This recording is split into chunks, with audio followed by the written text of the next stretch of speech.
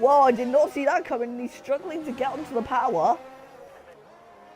So look at that, going right round him now. He's now dropped from what, 3rd was he? To now 8th.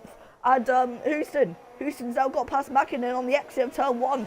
Mäkinen's going to try and keep this fight, but he's not going to be able to do anything unless he can cut back and get running him into turn 2. He's got a pretty good exit though, but he's not going to be able to close on that.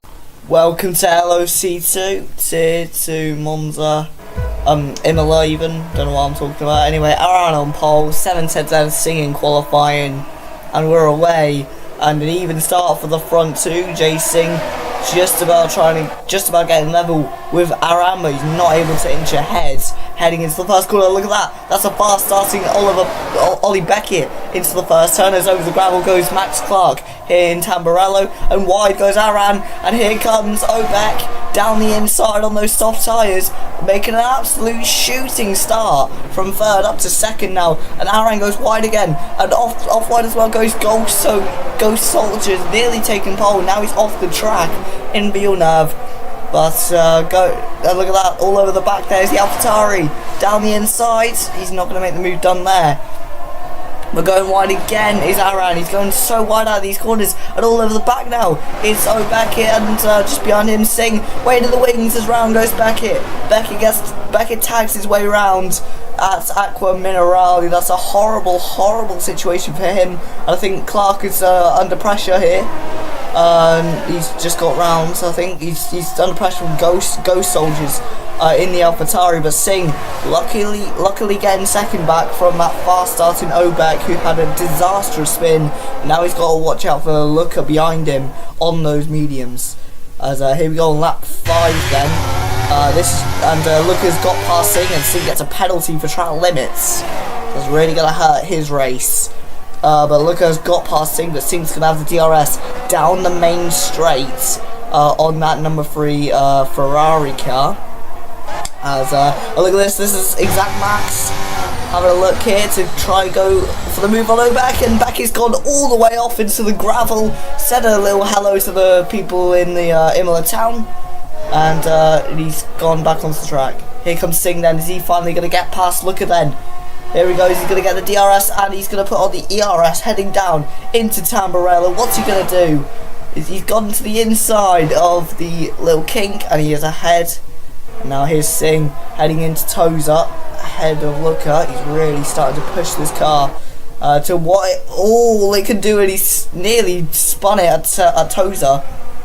Very lucky to get away with that one. Is Singh. I just put the throttle down a bit too much there, it seems. Joseph Singh did there. As going down into Aqua Minerale now. And this is Looker. He's going to go for the move around the outside of Tamburello with the DRS. Nicely done there by Philip Looker. But now, let's see what Singh does. Can he get a little switchback through turn 2? Yes, he can. He's alongside. He's all the way around the outside of turn 3, and he gets the job done. But what a drive from Aran Place to finish 7 seconds ahead of Singh in P2, Looker in P3, Beckett P4 after that awful start to the race, and then Exact Max in P5. We'll catch you in Spain. Shelley and over a second quicker than their best time yesterday. Second quicker than their best time yesterday. Ford Fiesta, very recognisable car. 21. Car number 21, Martin Prescott, the Ford Fiesta. The Exeter man, the Exeter man. Heading up the hill, hoping to steal the show. Meanwhile, the number 17 car set at 46.17, so he's about 8/10 quicker than the 15 car. And now we wait to see the number 23 Mini of, if I can find it, Toby Bishop, I'm pretty sure. So he's in the Mini Cooper S. This would be the car that Russ Clark would be in. Not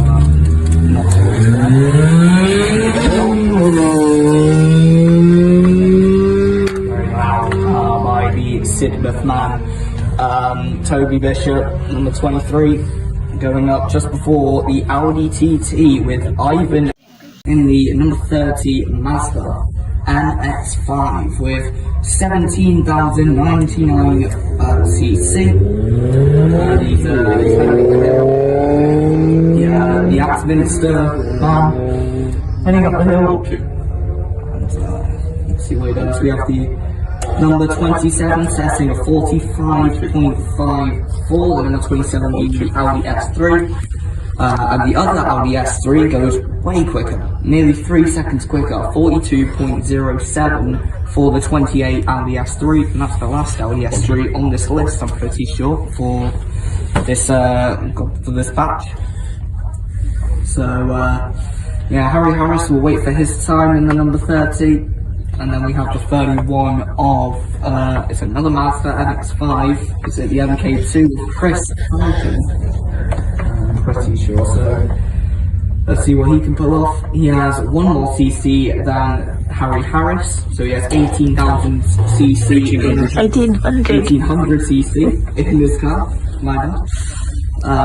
So the brand worthy man, is he worthy of the top time? Well, I guess he'll show us in a minute, as yeah, it's coming just before. That was Flags by Damon Albarn for the War Child UK charity album, the second song in this album, and the first song played in today's Ocean City Radio. Big welcome to you all today to Joe's radio show. We've got a lot to cover today, such as Formula 1 testing, potential changes to the World Endurance Championship and Le Mans for 2027, as well as the Sweden Rally.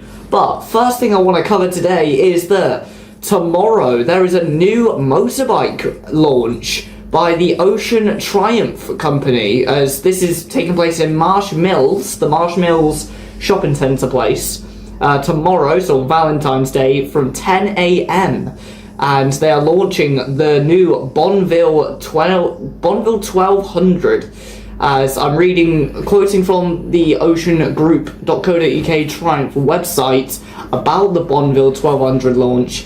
It's saying Triumph dealers across the country are gearing up for an exciting start to the season as the Bonneville 1200 model family prepares to make its official in-store debut on the Saturday, the 14th of February 2026, with the full range being revealed at 10 a.m. UK time. Time to coincide with the new model availability. The launch event will offer riders the first opportunity to gain experience and on the new bike, and to see the whole lineup in person. Customers will be able to get up and close with the T120 Black, the Speedmaster and the Bobber as well, marking a significant moment for one of Triumph's most iconic and best loved model families. So, if you are in Plymouth tomorrow and you're single on Valentine's Day like myself, I recommend going to this event in Marsh Mills shopping centre place at the Triumph factory, the Triumph dealership should I say, as the motorbike place will be launching its new bike. It's not quite an F1 car launch, all the F1 cars have just finished their car launch, but it is one of the best launches in Plymouth for this year and for this month, so I recommend it highly. But that's it for now. I'll talk about F1 testing and all the other great motorsport stuff later on in the show. Meanwhile, I'm going to play a little bit of Meatloaf, as Valentine's Day is tomorrow for sure. This next song is I'd Do Anything for Love, brackets, but I won't do that, by the man himself, Meatloaf. So, let's play this piece. Here we go then, green flags flashing all over the track. 5 red lights on top of the screen. And we are away for Slab Talk Racing, and it's a pretty decent start by Mental Sun. He will lead into turn 1 ahead of the Mercedes. Mr. Towers and Ari must have had a bad start. It's a great start by Flowelop, and straight in the wall. That was Mr. Towers in the wall straight off the bat. Huge crash for the Haas driver as they all file their way through into the Cido del Lago. That was huge. We saw a Haas car dart across the track as the Aston Martin of Flubberlob losing ground to Arimus, and Arimus getting through at Ferragura, and X-Man might follow him, as very tricky situation for Flubberlob, losing a couple. Gonna go back down the order, down the inside for Simples on Allen in the Haas. Well, he's making the move stick. We have a Mercedes off, that is Christy, who is off just before the Bico to Pato corner. Meanwhile, we have Allen, who nearly spins out of Junshao. That's going to let Anarchy go through. We have the Ferrari of Allers also not nearly spinning as well at the bottom of the screen. Enters the podium position, as Flobberlob, looking like he's struggling still. So, X-Man entered the podium position, and Flobberlob capitalised on Arimus's mistake. And now, the first of the McLarens are going to have a go at him. The Chrome McLaren, looking to have a go at the White Bull. The White Red Bull. As heading out of the Ciudad del Lago and into the Ferragina. Could have a move here by the Alpine, but they are stuck in a DRS train. We have Allers out of the session, and we have a safety car on lap. Look behind, I think the McLaren has gone off at that long corner just before the Junjiao corner. So Floorclass, his day going from bad to worse, and many drivers in the pits. We have Derek Quay, we have Canny Q, we have Allen, we have Raikkonen, we have Mr. Towers, Simples and Christy all in the pits. There's a double. There is a double stack for the Haas cars. There's the Alpines not double stacking. We have a retirement from Anarchy. Anarchy's out of the session now as well, and he's crashed into the safety car, and another car's out. I think that was chaos. There's a spin for the Aston Martin of Flubberlob. He's spun. Anarchy has crashed, but into the safety car, and caused Flubberlob to spin. What chaos was this? I'm going to try and find out what's happened here. I'm having a look in the chat logs. The safety car spawned on me, says Anarchy. Luke Anarchy. Absolute pandemonium. As a 10-second penalty for the V-Carb of Simples. Loads of cars have not even noticed. As now heading over the line, loads of cars have overtaken ahead of Gush here. As down the inside for X-Man. Bold move. Getting ahead of Derek Quayle on the exit of turn 2. Great stuff. It's round for Quayle. Quay is round at turn 2. Goes from 5th to 10th. Incredible stuff. So Quayle is out. Meanwhile, the battle for the lead as there's contact between Christy and Silent Assassin. But the lead, the move for the lead, done by Flobberlob. He gets ahead of the German Mercedes car. The British Aston Martin leading ahead in the Belgian Grand Prix. The Brackley-based Mercedes team representing the German brand overtakes the Canadian-based team running the British brand. What has happened here with Silent Assassin? He nearly has a crash there. Luckily the ghosting mode stopping any crash from happening. Safety features in the F1 game are unparalleled compared to in real life due to not actually being at the speeds. But anyway, we have Arimus getting a late race penalty for multiple warnings. That'll hurt his race not at all actually, because he has no one within 3 seconds of him. Going up to the bus stop chicane, this Mercedes of Briars is actually very close to Flubberlob. Is he going to maybe make a move into the Blanchimont corner? No, he backs out of it. He's now going to go to the outside. Flubberlob's in danger of losing the win on the final corner. Round the outside for the Mercedes. He goes for it. Goes a bit wide. Who's going to come out in front? They make contact. They bash wheels. But who will come out in front? It is the Aston Martin of Flubberlob who wins by barely anything. But he has penalties, which drops him down to 3rd.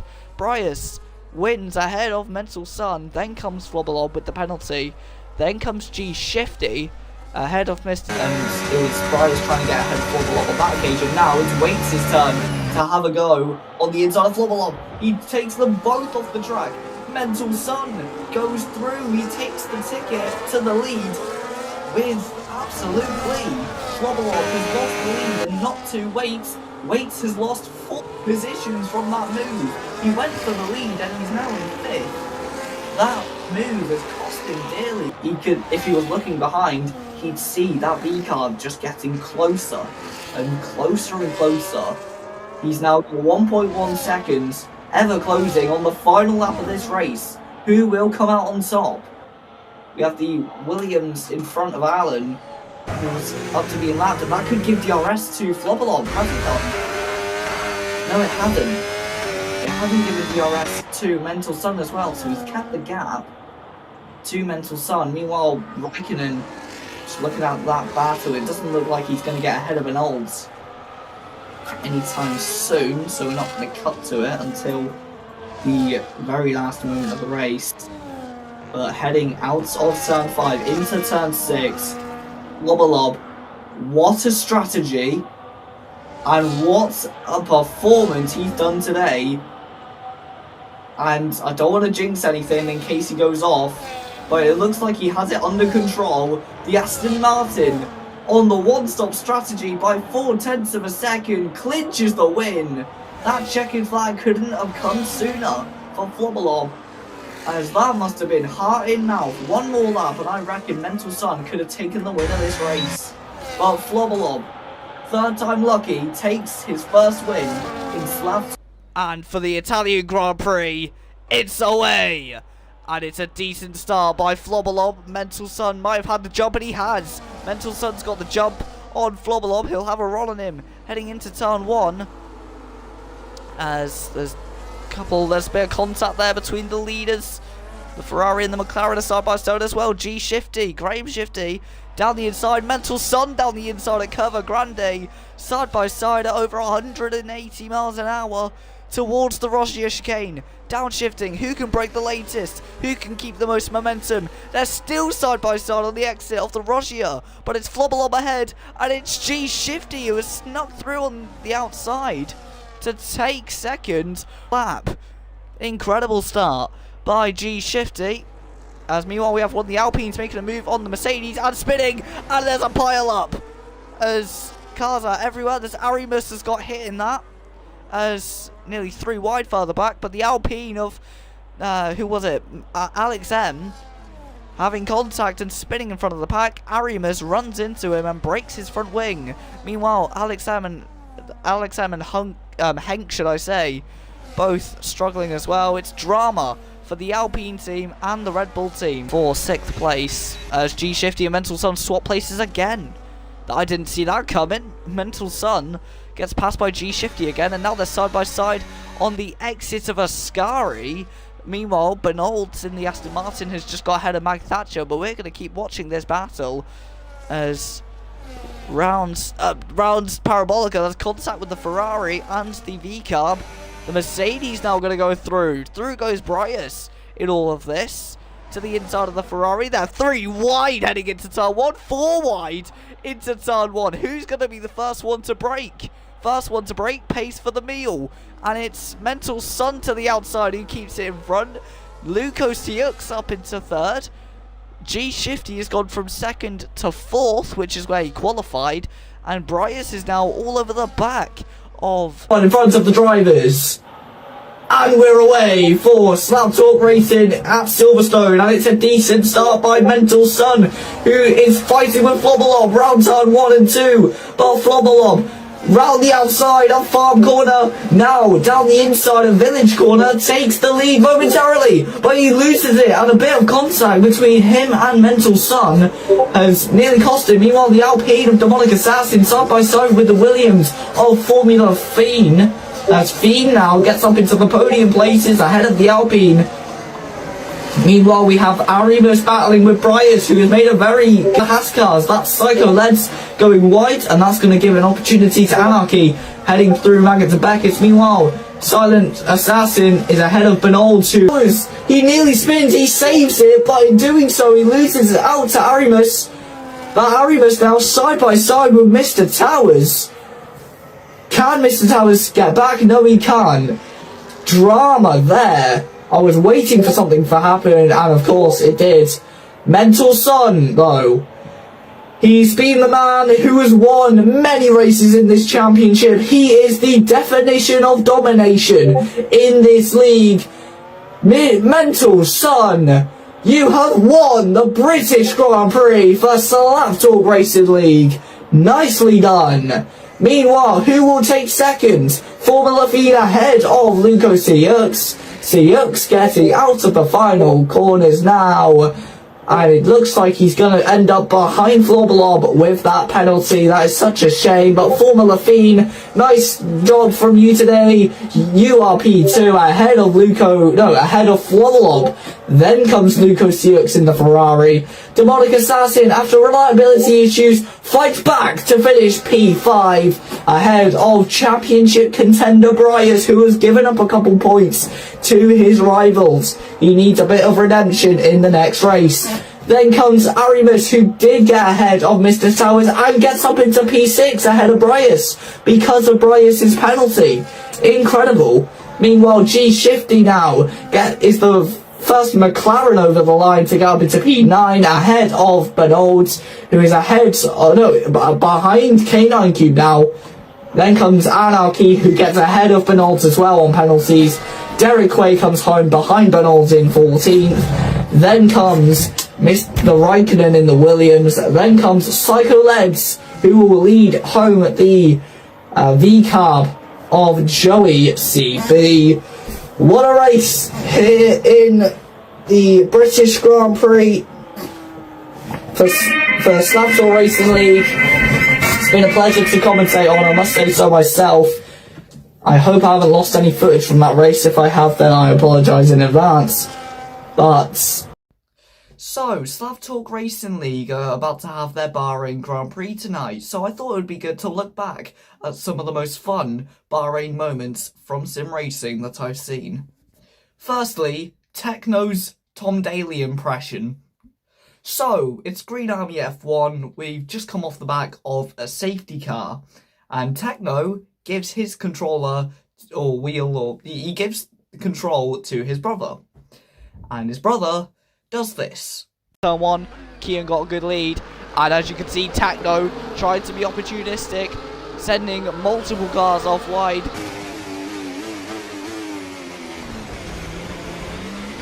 This then led to me having a battle with the leader, Kian Wright, from Retro Racing, and also other leagues, like Formula Asphalt. We then battled for a bit, and then I ended up spinning and losing on Tired Egg. So Kian ended up winning in that round, but yeah, an incredible moment from Techno, taking off about 3 cars in an incredible dive. SRC, Ollie Beckett vs AJ Wallin in Season 9. So Ollie Beckett and AJ Wallin from SRC ended up having a pretty intense battle that let the Alpine of Dents go flying through. He's trying to pounce on him, they make contact, the Alpine's gonna go through. Is he? Yeah, through goes Dents, ahead of Aaron Walling, who looks a bit flustered after that situation. That contact with Oliver Beckett has not helped him at all. That's a little suggestion that if you're going to battle, watch your mirrors and try not battle too hard, because otherwise you're going to let someone slip through. And instead of battling for, P3, you'll end up battling for P4 or P5 if you let too many cars through. Chaos in SRC Tier 2 Bahrain in Season 4 of that league. So, after a late race safety car, after a crash with Dylan Tutton and Louis Satchwell... Wide, as you can see on the arrow, I think Pearson's on the inside. Oh my god. So this could end badly, I'm about to go... Me, Aaron Walling, Ollie Sloan, and somebody else, I forgot who. We all ended up having a huge battle for, was it P4 at the time? The other Mercedes here. 4 cars into one corner. Inside goes Walling. That was a bad mistake there. He's had to go early on the brake. Singh is now up into 6th position. He's ran into the back of George Smith. He's going to go for it on the inside of Sam 5. Yes, he is. Oh, they collide. Off the road goes Smith. Nearly hit Walling on the exit. Now look at that dive bomb there by Aaron Walling. I think Smith might have ran into the back of Singh. Singh with the traction on those soft tires. Is he going to try it here? No, he's not. But Sloan still struggling though. He's gone a bit wide on the exit. That's going to leave him vulnerable. And now Walden's had to take a different line. And that's actually set him up here. Singh with the RS. Is he going to try and move all the way around the outside? At turn 11. Yes, he is. What an overtake there on the outside. And this all went quite well until I steamed into the back of Ollie Sloan. Sorry. But overall, it was great racecraft, and we even before that battle, and before that safety car, we ended up having a great battle. Before then, I bottled it into the side of a Williams. The McLaren goes off the track. Probably behind the as well. And he was like, oh, they touched the Williams. Oh, that was very close. There's tight on the outside. Oh, they collide. Sing rounds. And lastly, SRC, the first race in SRC. Now, I wasn't actually involved in this race, but Liam Martin Bradley and Tom Manning and many other drivers had a great battle, which you could see in this little documentary thing that I made, kind of being like a SRC version of Drive to Survive. And for those who don't know the racing and Slab Talk racing, here's a little showcase of what you can expect from these drivers. And look at how they come out virtually side by side. Weights and Mental Sun. Mental Sun should the move heading into turn 2. But Weights actually, he has the inside line. And this could be the move. Oh, there's near the contact. Wait, what a move by Mental Sun to keep ahead of Weights, although on board with the Mercedes DRS for the silver car on the white Red Bull branded car, but he's not able to do it because round the outside for Mental Sun again. For the second time in 2 corners, Mental Sun goes round the outside. Now he has the inside line, but he isn't able to carry the momentum, and there's contact and round for Mercedes and Weights. He made contact when going around the outside of Mental Sun. Well, the battle for the lead as there's contact between Christy and Silent Assassin, but the move for the lead, done by Flobberlob. He gets ahead of the German Mercedes car, the British Aston Martin leading ahead. Stop chicane. This Mercedes of Bryars is actually very close to Flobberlob. Is he going to maybe make a move into the Blanchimont corner? No, he backs out of it. He's now going to go to the outside. Flobberlob's in danger of losing the win on the final corner. Round the outside for the Mercedes. He goes for it. Goes a bit wide. Who's going to come out in front? They make contact. They bash wheels. But who will come out in front? It is the Aston Martin of Flobberlob who wins by barely anything. But he has penalties, which drops him down to 3rd. Bryars wins ahead of Mental Sun. Then comes Flobberlob with the penalty. Then comes G Shifty for the lead. Flobberlob has led every lap so far, but is he going to lead on lap 25? Mental Sun catching rapidly. He's carted to the outside. Flobberlob has the inside line. They touch heading round turn 1 and 2, and he gets forced off the track. Mental Sun forces the Aston Martin off the track onto the grass and takes the lead, and he is the first person to lead. That isn't Flobberlob, but that was aggressive by the V-Carb driver here on lap 25. And is Flobberlob going to be able to come back from that? He's been in control of the race, but he's been forced off on the grass. I don't think he picked up damage from it, but it was very robust by Mental Sun, to say the least. Yeah, down the pit lane for Alan here. He goes from the medium tyres onto, are they hard tyres? Or are they another set? They look like hard tyres. I can't tell if they're another set of mediums, but that is Raikkonen in the pits. Now coming out, is he going to come out ahead of the Alpine and the Aston Martin? He is, but Christy has to defend. This is the battle for last place in this race, and it goes in favour of Benoit, who goes up into 13th, Christy in 14th. And incredible stuff there. We have off the track, what else happened to the Alpine of Demonic Assassin? He's slowing down. Reliability issues for Demonic Assassin. The Alpine trundling along the straight. He looks like he's back now, but that could have been a controller disconnection then for the Alpine of Demonic Assassin. Hello Arimus. Arimus, he's the owner of the league. Hello also to, hello Luis. That's cool. So, but yeah, we have Arimus. What you've missed so far, you've missed, you've just missed Derek Quay going into the pits because of me. You're now looking at K9Q going into the pits as well. But what you've missed so far is Mental Sun at pole. He's led from the start. Flobberlob's been trailing behind him. Bryars started on the softs. He pit and now is in 10th and looking to make amends in this pit stop run here on lap 9 of 29. You've got G Shifty, who was battling with Demonic Assassin, who in turn was battling with Derek Quay, who's just pit. He was also battling with Luco Cx, who has got ahead of both Demonic Assassin and Derek Quay now, and it looks like Luco Cx, he's 1.8 seconds away from G Shifty now, which is good. We also had we had a lot of spins from Alan and a lot of spins from the now retired Mr. Towers. So 14 cars remain out of the 15 cars that started. Here we go then. 5 lights coming on in front of the drivers.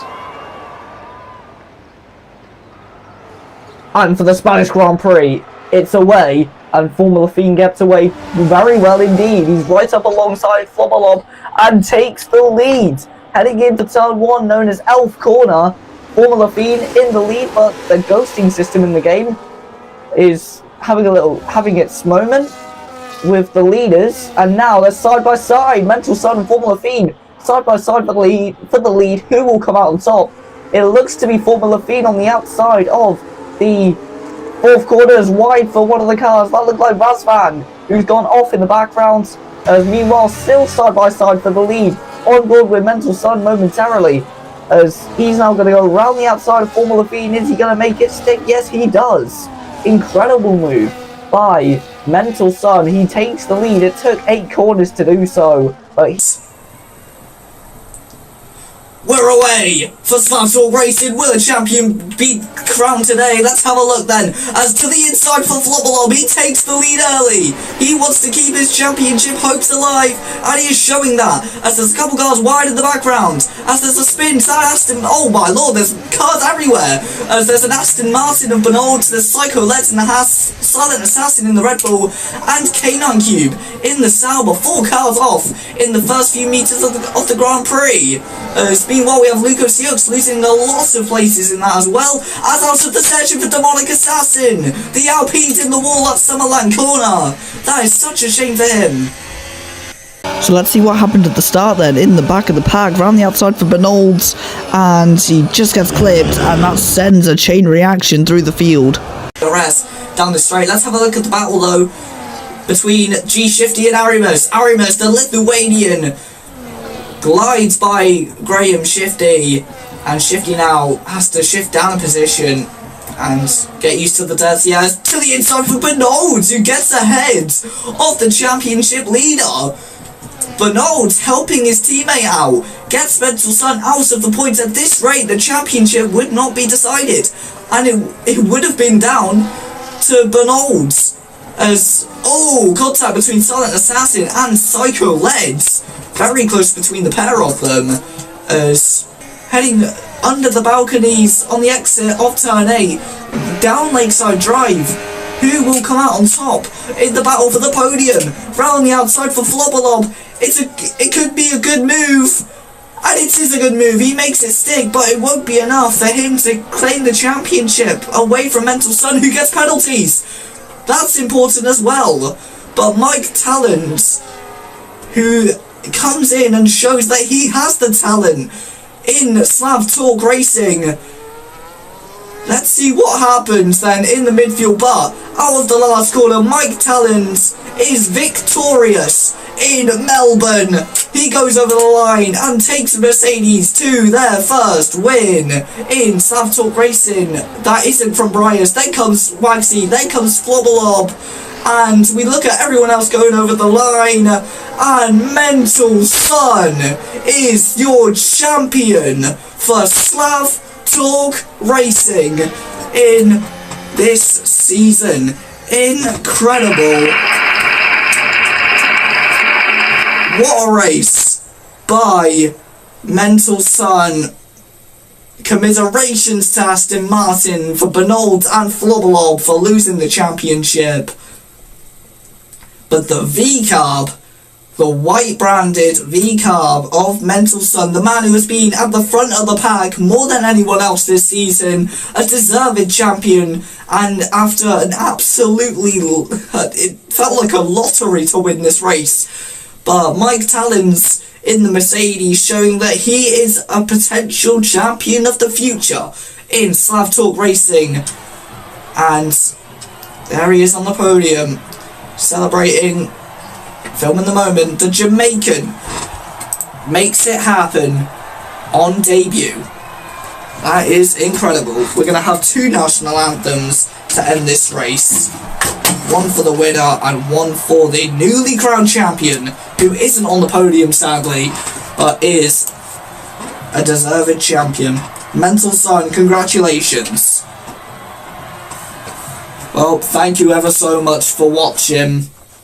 But before you go, I have to kind of acknowledge the achievements of 2 people today after that incredible Australian Grand Prix. Firstly, I have to celebrate the achievements of one Mike Tallons, the first Jamaican here in Slap Talk Racing in this season. Is a talented one at that. Let's hear the national anthem for the race winner of the Australian Grand Prix in Slap Talk Racing League after 29 laps of racing. It's Mike Tallons for Mercedes.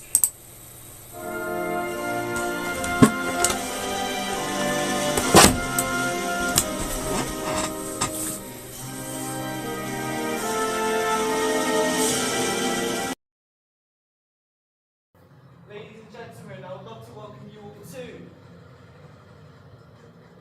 the 24 Hours of Le Mans, the race that is dedicated to the innovation of automobile public transport. Fascinating. The iconic cars that entered Le Mans between the 1950s and the 1980s are the inspiration for the road cars we sell today, with innovations like the rear spoiler, which is used for aerodynamics, the hybrid systems utilising electric power, streamlined chassis that were brought in the 1960s, and the engine noise, which speaks for itself, with the Cadillac, the Porsche GT3, and the Mazda 780. They are some of the reasons why cars are as appreciated as they are today. And had those motoring enthusiasts of 1923 not created Le Mans to show that the car's capabilities, one can only imagine the difficulties of travel without them. So get ready for the on-stage review of the 24 Hours of Le Mans.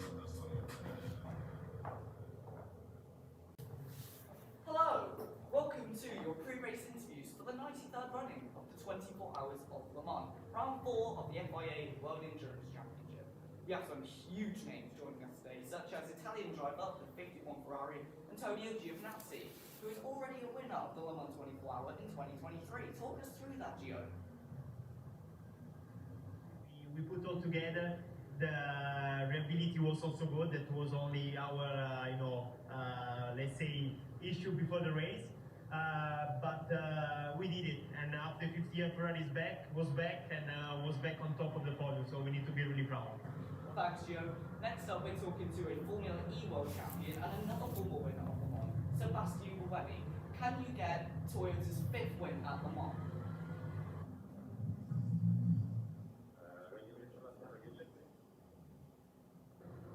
Thanks for that very insightful chat. We picked up a lot of information.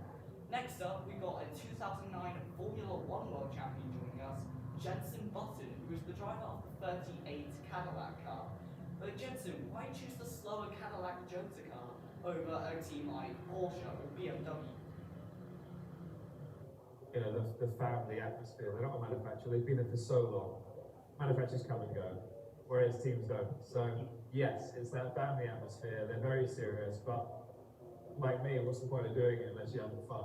Well, you've entered this fun race, the Le Mans 24 Hour, 3 times in the past. Tell us about the second time you entered, when you entered in a Garage 56 NASCAR, which, for those who don't know, is a dirt race. Technology-wise, it's not the most extreme of where we're going to go for the future, but I think being able to compare what NASCAR is compared to what we have in WEC was really cool. Well, thank you, Jensen, thank you, Gio, and thank you, Sebastian, even though you were asleep. And thanks to you, the viewer, who's watched the Hypercar interviews for the 24 Hours of Le Mans 2025. Don't go anywhere, as we'll be chatting to the drivers of the frantic LMP2 class. We'll see you there.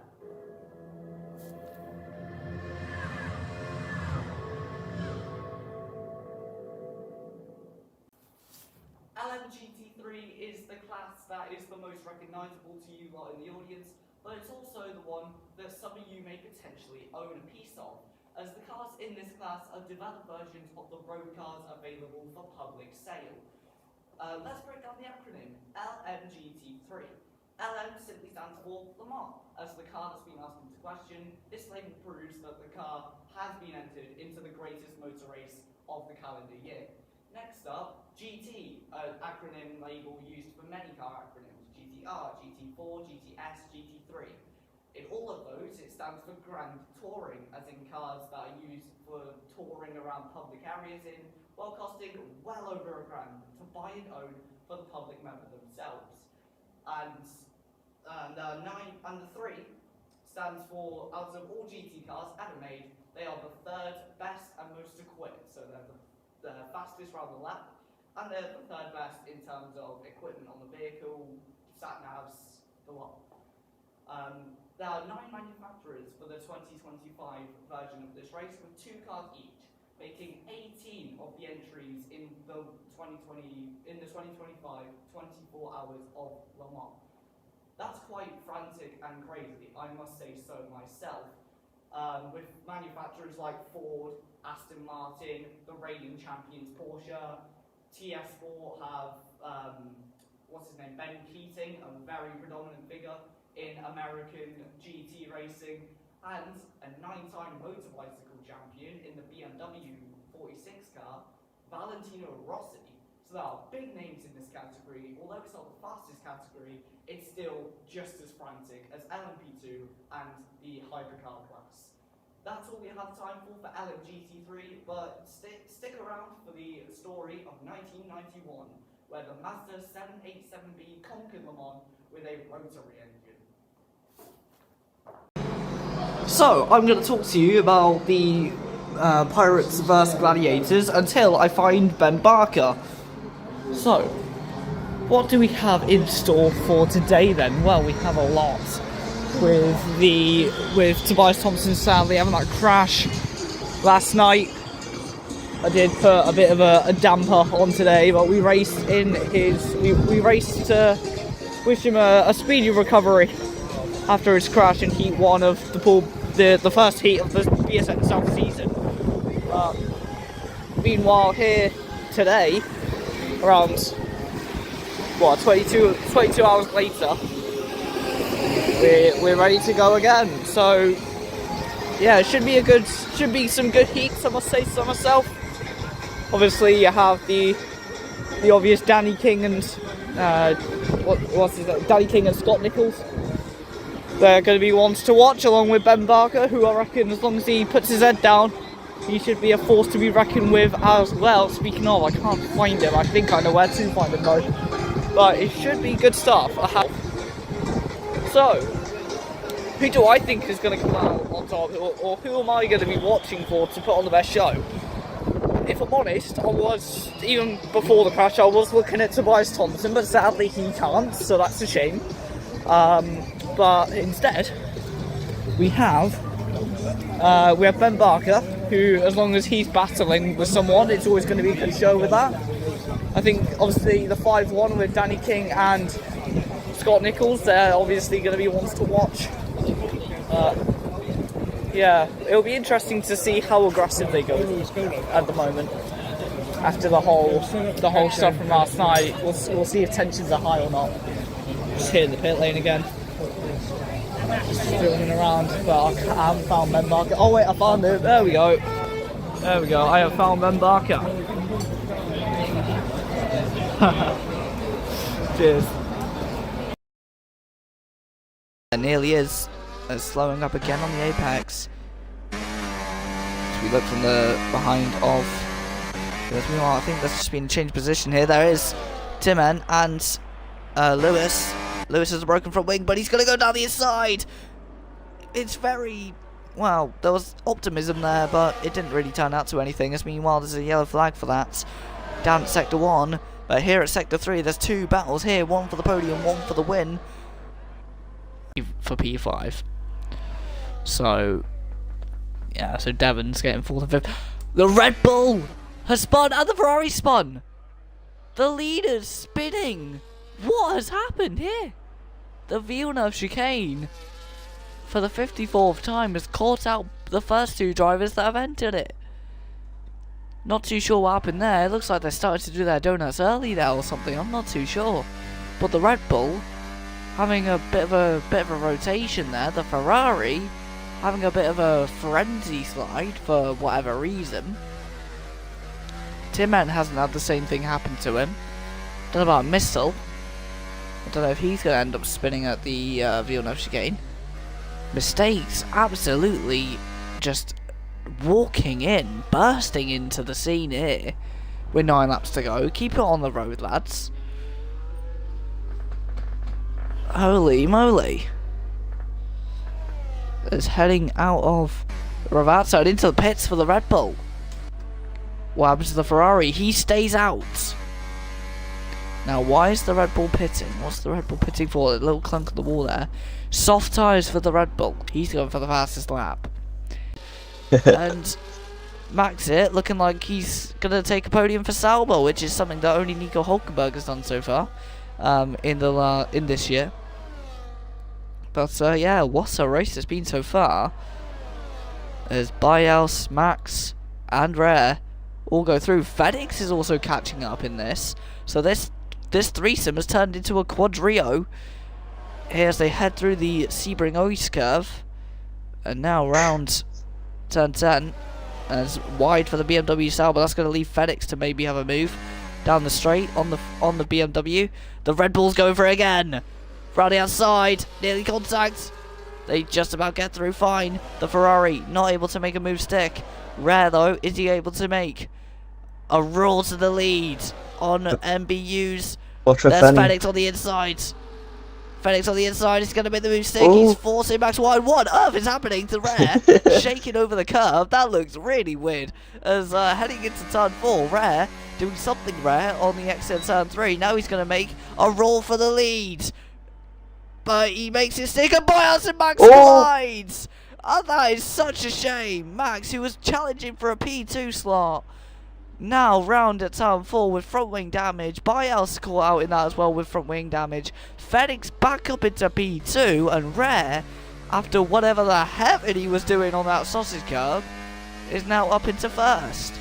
The Brawn stays on the racing line. The Red Bull goes for the move to the outside. They both go off. FedEx goes through on the pair of them. FedEx up into P2. Takes second place on the final corner. The Red Bull, the Brawn, fighting lap after lap for the last God knows how long. And FedEx comes through out of nowhere to take it from the pair of them.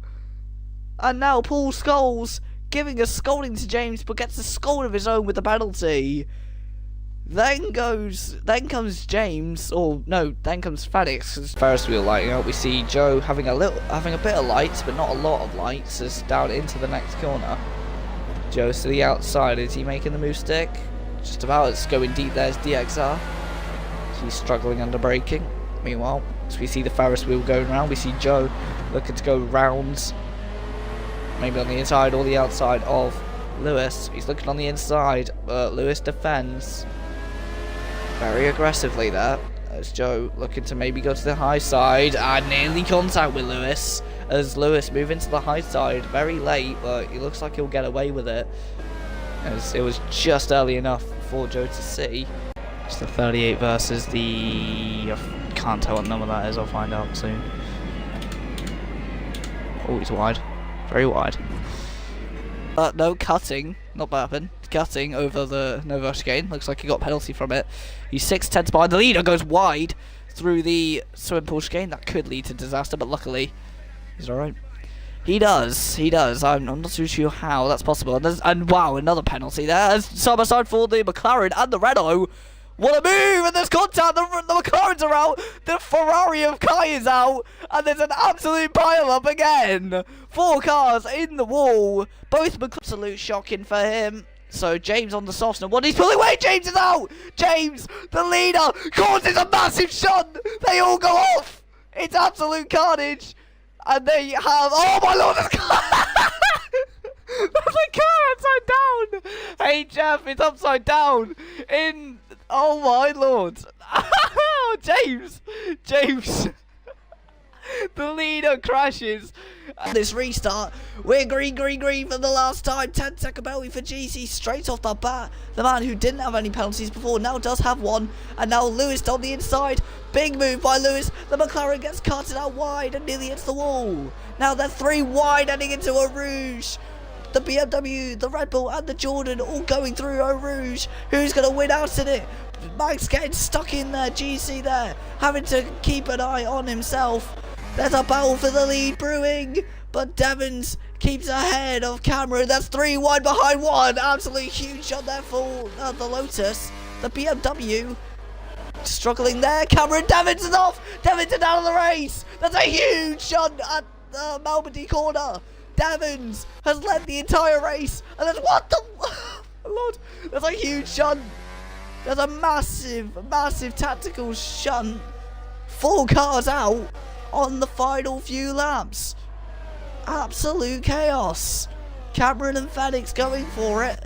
So Devon's out of the race after a huge shunt. Cameron battling Phoenix. Phoenix gets caught out wide. Carted out wide, should I say, not quartered. As now Cameron goes wide off his own accord. Max there in 3rd. Yusuf also went out in that as well. Yusuf bouncing back after a collision earlier in the race. In Retro Racing could finally take that infamous win. It all comes down to the last chicane, but I don't think it's going to be enough for Cameron to win it. Phoenix into the last chicane, depending on penalties, we'll find out about that later, but into the last chicane. Out of the last chicane, Phoenix finally wins here in Spa ahead of Cameron. Then comes Exact Max Clark, then comes Lewis, then comes God Chaos, who didn't have a penalty, so he goes up to 2nd. Then comes Duck the Noob. What an absolute unexpected end to this race on those last 3 laps. Devon's having the win stripped away from him yet again. Oh my lord. I feel honoured to have commented on that. Thank you very much, everyone. Lights on in front of the drivers here in the Dutch Grand Prix, and we are rolling in the Netherlands here in Retro Racing, and it's a pretty decent start. The Ferrari's getting away well down the inside for the Broad of God Chaos. Is going to be a tight one. Is this car doing a wheelie at turn 1? Not too sure what's happened. There's been a big melee at the back as well. There's a spinning Mercedes. One of the red Mercedes are off. And that's Dan getting in a bit of a tangle with one of the rookies of TJ and Rekid in the Lotus. 3 wide nearly between all of them. They head through as T-Kid and Dan, and Devons and the BMWs both swapping places, as well as Devons having a bit slide. As we have Tiny, oh, there's a car off. Oh my lord, there's a huge shot. Techno gets absolutely wrecked off. And it's a virtual safety car. That was an absolute assassination. We also have a Mercedes off of Hexy down just on the exit of Hugenholz, passing the Logan Sargent graveyard. And now the Ferrari swapping places. Everyone coming to a halt here. And I think there's even been a bit of a shunt here. Nearly. So we have TJ getting past Rekid and going after Dang. As we now have further back in the field, it looks like there's a battle. There is 3 cars going at it. Synonym Venom getting a bit slippery on the exit there. Whereas now heading through the section there. Kai's gone off. Kai, the Ferrari's gone off.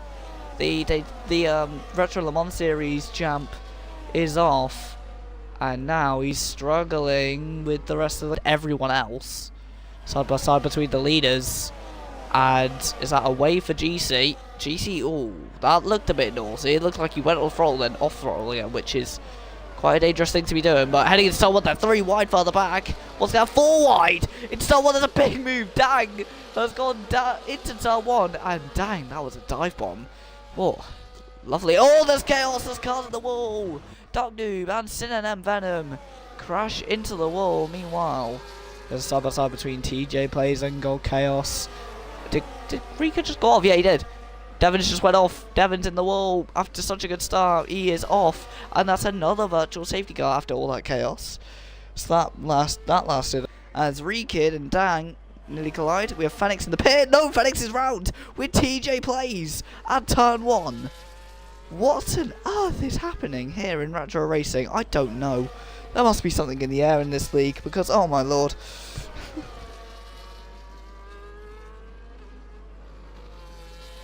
Well, that happened. So we're back onto safety car here in retro racing after what can only be described as third degree chaos. I wonder if there will be a red flag, but I'm not too sure. It's oh, what on earth's happening here? They're all stopped at the top of town, at the top of Hugenholz corner. DXR, his undercut attempt going even more to shame as he now has traffic to overcome. He's got HF to battle, and HF in the blue brawn, making it very tough for the Ferrari. The Ferrari sends him to the Shadow Realm, and now Techno's gonna get by, is he? I think Techno, who's a lap down, now getting ahead of DXR. HF is still ahead. This is nightmare stuff for DXR, getting into petty scraps when he's trying to jump big up Maguire. That's gonna pretty much determine who's gonna come out ahead. I'd say to pick up Maguire, pit now, pit right now, because otherwise you're gonna come out way behind later on. Pit now, pit now. He hasn't pit. That's a shame. But he's pulling away from DXR. DXR on the hards now, as Techno now. Bit of miscommunication, and Techno kills DXR. Kai has been put in the wall, and that's another safety car. And actually, big up Maguire, fair play to you. You didn't pit, as Kai is now out of the race. Kai has crashed into the wall just before the banking underpass. That is a shame. The Ferrari of Kai into the wall, and now Sin and M Venom, the teammate of Big Up Maguire, now going past the crashed and burnt DXR. I think DXR tried to get by on the inside. Techno wanted to let him through on the outside. Then the two of them looked like they just tried to switch places while they were alongside each other, and that caused a lot of contact. And ultimately the end of both of their races. For the lead of the race. And is a move going to be made? It is. Deep on the brakes. He goes for the inside, he makes contacts. Phoenix gets through. The white and blue Ferrari gets ahead of the blue Brawn. But the Brawn comes back through Curva Grande, making it stick into the second chicane. Gets ahead of the blue Ferrari. And he gets it done. Yeah, DXR, unsurprisingly not happy with that incident with Oscar Nater. As we have Lewis currently in a little train here with Max, Maguire himself and Kean Wright. Head through and there's a car off again. Devons is off again. This race has gone downhill for him completely. But the Senna BMW livery, it's gone in the wall with Techno. It's gone round for Devons. And currently trying to catch up to these lot in 6th. But here we go. Lewis defends. Or is he attacking? I'm not too sure. He's left himself open now. And Maguire slides through like a smooth criminal almost. You could call it Michael Jackson. As we head into turn 1 again. Maguire, the only one in the race without a penalty. So he will get ahead of Kian on aggregate. Depending on if that penalty gets taken off. 3 cars abreast into turn 1. Lewis goes flying off into Imola and cuts the chicane. He gets a 9-second penalty now. Max in the Senna BMW under pressure. As to the inside goes Lewis, but Max holding his own on the outside. Meanwhile, that whole squaggle of cars in the background as Lewis gets ahead of Max. Absolutely critical for this race, or does he? Because on the outside of Lesbo 2, Techno goes through.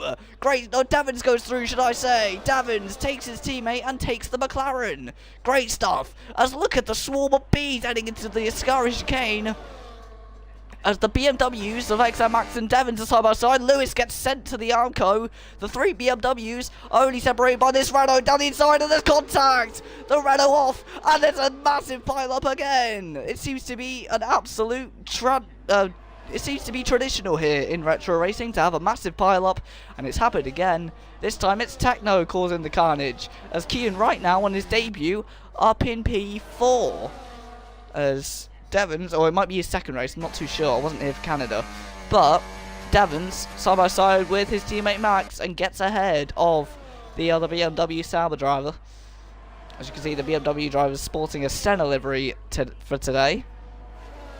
Meanwhile, Techno into the pits. He was on the outside, but he didn't get the move done. That's because Devons has the straight line speed to get Kian right back. The lead for the BMW, and he gets turned at turn 2. A hit there from TTV, and now HF on the inside of Kian Wright.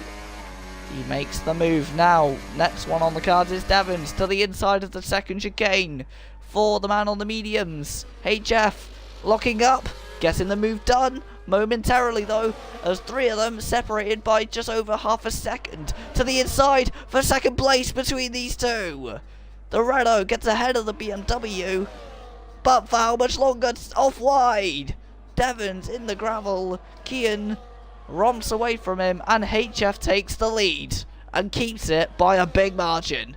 They're all now separated from DRS as well, so that's going to be big for the championship. For the championship, for the race, and for the championship and round. Kian Wright has hit Devons. HF is off as well. Big Sean, they've all got off as Kian Wright. So here we have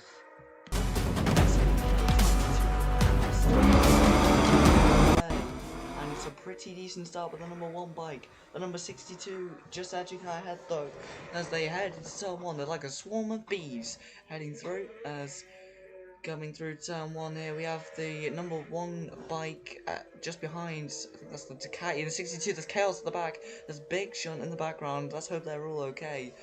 We head into turn 4 with the 62 in the lead ahead of the number 1 who's looking for the outside. Is he going to make that one stick? He nearly does, but he's actually invited another bike on the inside there. And through goes the number, is that 29? Oh no, it's the number 19. As they fly through the kink and out onto the straight, into the heaviest braking zone on the track, down into the hairpin. This is where Damon Hill fell victim in 1994, having a flip in qualifying. Luckily, no such fate on these bikers at the moment. Heading down into the hairpin again.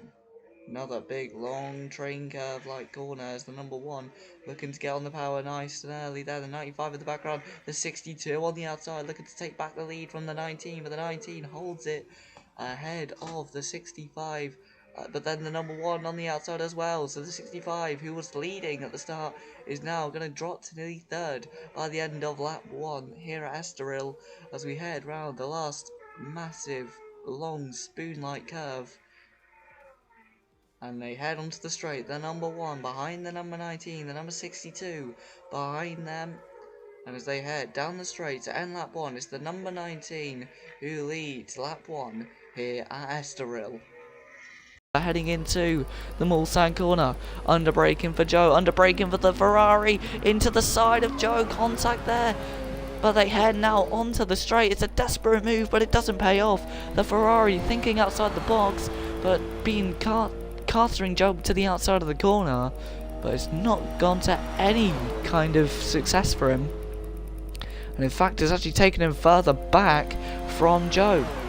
So LR Johnny really got to think big now. He's behind Joe. He heads under the Toyota Gazoo Racing bridge. He's really abusing the track limits here. He's really desperate, and he's wide. He's in the wall at Indianapolis. The Ferrari, the number 62, here at Green Army Le Mans, making his debut on the channel, nearly taking the win, but going deep at Indianapolis. And that means to say that Joe could win this race. Yeah, he is, as wide again for the Ferrari. Desperation crept in and tripped up the Ferrari into a mistake, 2 mistakes in fact. That is an absolute tragedy for the red Ferrari. Otherwise, he would have certainly passed the Iron Brew car through this section. But Joe sliding out through the Porsche curves. Hello and welcome to a random commentary. We're here with IndyCars at Watkins Glen in Forza Motorsport. We're heading through the bus stop chicane and we're trying to defend from the Dreth driver. Coming around the boots and into the next corner, we're defending on the inside from the car behind us. Very eager to get past us for the end of this race. It's an open lobby session, so he's going to try and go down the inside. He gets across up, he knocks into our side pod. He tries to barge us out wide, but we keep it tight, we keep the traction. And we're now neck and neck heading into the next corner, which is a right-hander. Downshifting, braking, nearly contact again. And on the exit of that corner, we head up, back, down the inside, we block pass, and we do get back ahead into second, although we get very crossed up on the exits. And heading into the penultimate corner, and then into the final corner. This is where we've seen NASCAR wrecks before with Shane Van Gisbergen and Zilic, but luckily here we haven't seen any issues here in IndyCar in Forza Motorsport. We're heading into turn 1 again, we're defending on the inside, trying to break the toe. He goes late on the brakes down the inside, we keep it on the outside. He's just about got ahead of us, although we do have the overspeed now on the outside of the first of the two sweepers.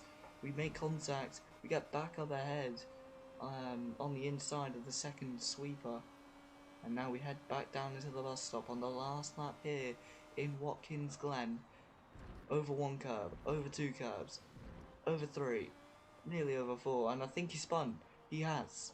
Into the bus stop, he just spun out behind us, I think, and has lost a lot of time, and now we have Esther behind us by about a second here. That defending was incredible, and very textbook defending there, although there was some rubbing. Rubbing is racing sometimes, and that's a clear definition of that as we head down into the fourth last corner for the last time. 4 corners to go. We're defending from Esther, who's looking for a move again. You can see in the rearview mirror, there we go, he's there, and he's looking for a move. We go down to this corner, we're defending again, keeping it tight on the inside. He makes contact with our rear left tyre, and now he's down the inside into the penultimate corner. We keep it on the outside, we make contact there, and now he gets back up into second. We try and make something of it, but we will not. We've gone wide, and he will keep second place from us, as that was pretty decent defending from myself, and very nice battling. There's Demon Killer on the map, and he's just been overtaken by Joseph Singh. So Singh up into 8th in his debut NASCAR race in Vantage Racing Team and in any kind of competitive environment. As meanwhile, into the pits comes Chickers. That means Mozzie goes up into the podium places now as well, with Cooler pitting on the last lap.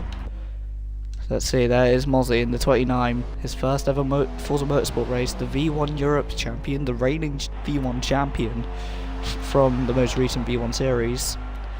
And actually, it's quite. And the leaders of pit, the leaders, Aesop, Purge, and G9 Towers, are all practically bumping each other down the pits. That's incredible. As there's battling with Tyler Fink and Smitty. They're very close together, heading down the backstretch. I think they're bump drafting. So the 14 getting a bump draft by the number 8.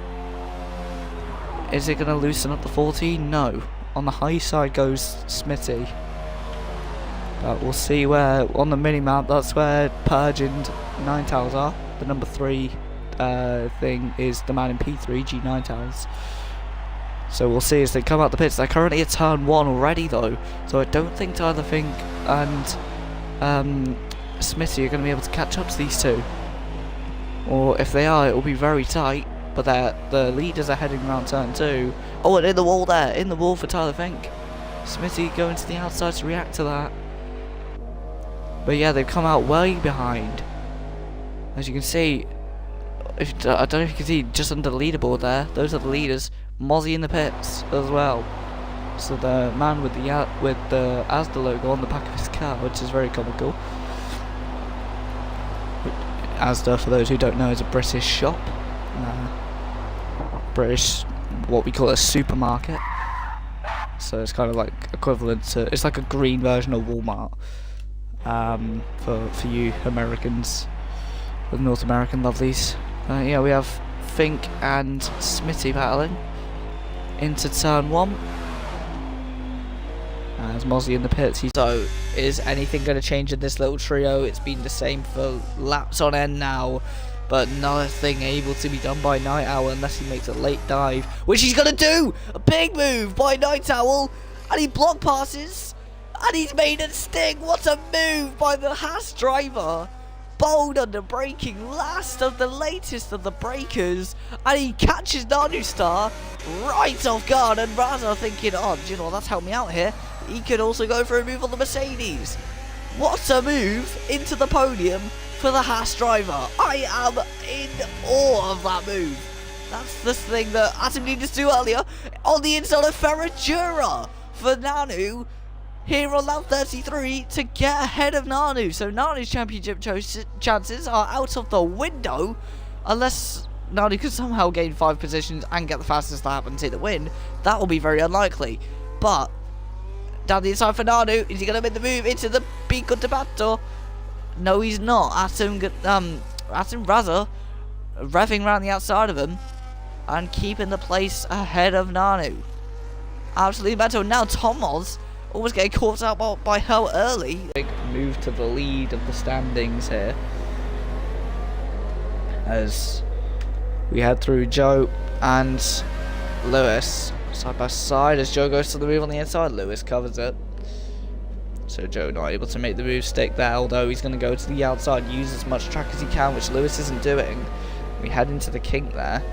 We see the Ferris wheel lighting up. We see Joe having a bit of lights, but not a lot of lights, as down into the next corner. Joe's to the outside. Is he making the move stick? Just about. It's going deep. There's DXR. He's struggling under braking. Meanwhile, as we see the Ferris wheel going around, we see Joe looking to go rounds, maybe on the inside or the outside of Lewis. He's looking on the inside, but Lewis defends very aggressively there. As Joe looking to maybe go to the high side and nearly contact with Lewis. As Lewis move into the high side very late, but he looks like he'll get away with it, as it was just early enough for Joe to see. So on full ground effect racing league, and we're away, and Nanu gets a pretty nice start ahead of Stay Daisy, but Stay Daisy looks like he's going to keep the lead through time. Well, the Ferraris collide in the background. There's off-white, there's one of the Alpines. I think that might have been maybe more leader, but the Ferraris got making contact. They're still side by side, the championship leaders side by side into the North hairpin.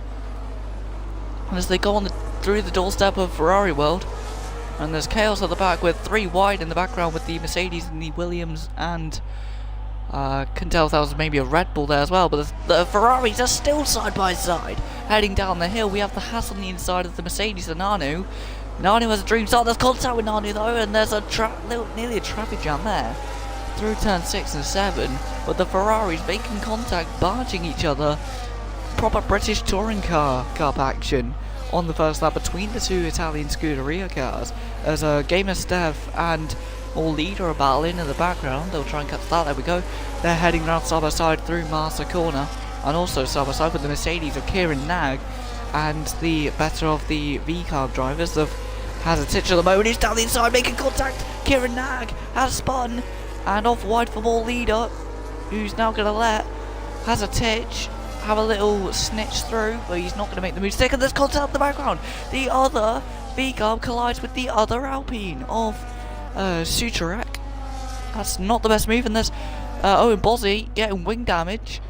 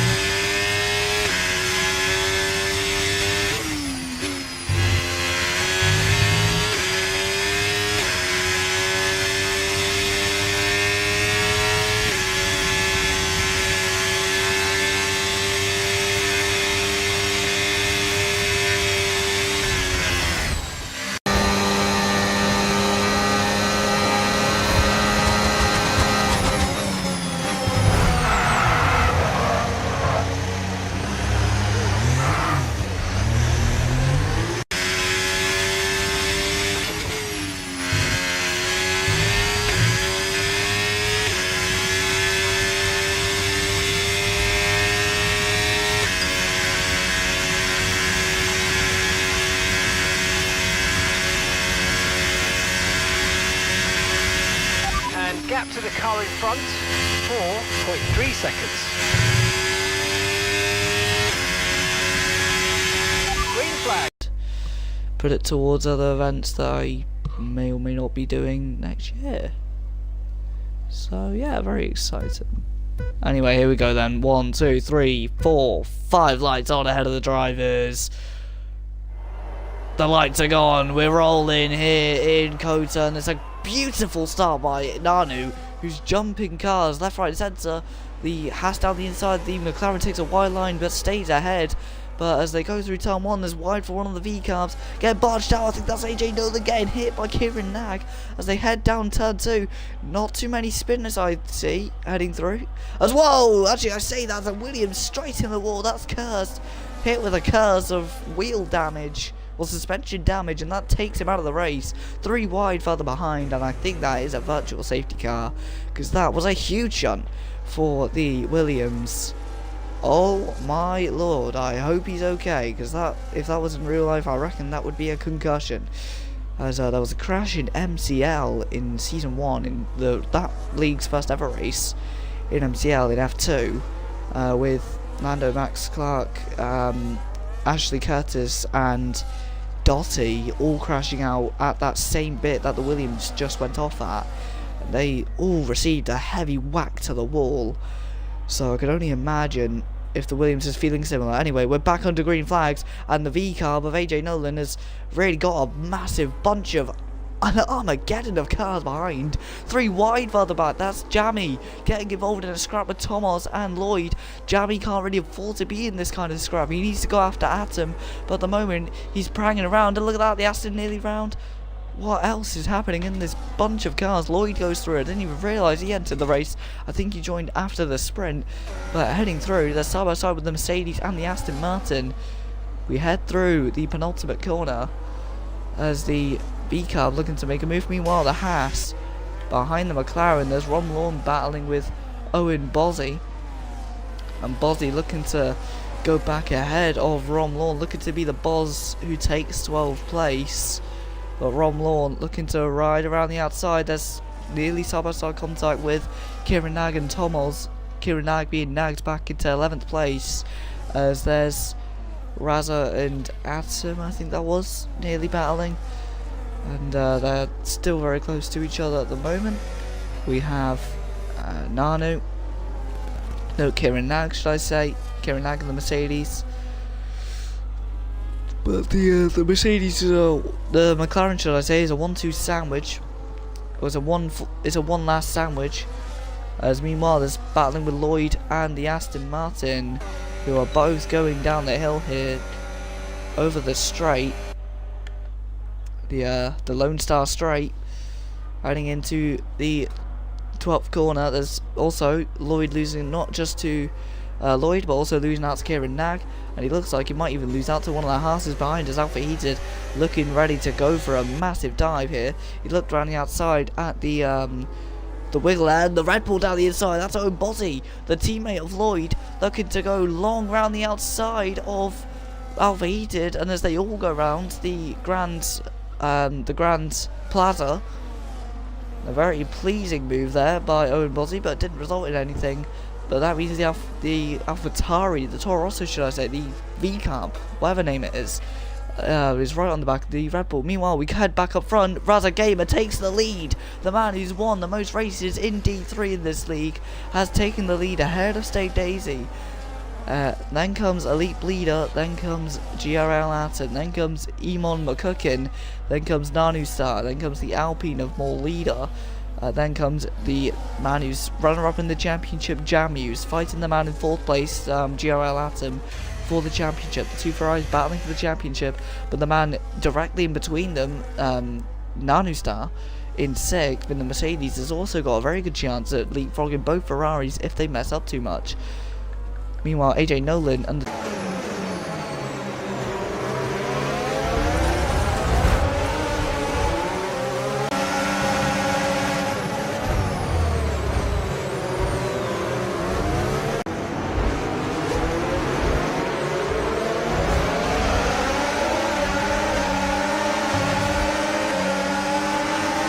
nothing able to be done by Night Owl unless he makes a late dive, which he's gonna do. A big move by Night Owl, and he block passes, and he's made it sting. What a move by the Haas driver.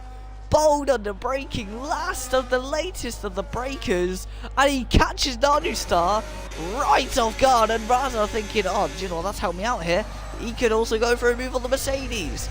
What a move into the podium for the Haas driver. I am in awe of that move. That's the thing that Atom needed to do earlier on the inside of Ferragura for Nanu here on lap 33 to get ahead of Nanu. So Nanu's championship chances are out of the window unless Nanu can somehow gain 5 positions and get the fastest lap and take the win. That will be very unlikely. But down the inside for Nanu, is he going to make the move into the Pico de Bato? No, he's not. Atom Raza revving around the outside of him and keeping the place ahead of Nanu. Absolutely mental. Now Tomoz almost getting caught out by how early Nanu breaks there. Absolutely mental. Speaking of, is this battle going to change? I don't know. Actually, it might do. This is the closest Atom speed for a while now. No DRS to help him out, just old school slipstream. Can he make a move? Can he do that late dive that Night Owl just did? Can he do it? We head into turn 1. Is he going to try the move? He's not laying off on the brakes. There's a spin though. That's an Alpine. That's more leader. That's Surchak, should I say. He's gone off. Jammy though, still ahead by a long margin. We have the Aston Martin of Tomos looking to get ahead of Nanu Star. We also have this Ferrari struggling to get past Lloyd. It looks like he's dropped back a bit from Lloyd. From after I just cut away to one of the Alpines spinning. Looks like Atom's made a mistake as well. The championship hopes are sliding away. As what a move there by Freedom to get ahead of AJ Nolan. And luckily not getting into trouble like he did with the lead leader earlier on in the race. Meanwhile, we have, what do we have? We have Lloyd and Atom. We have this battle between...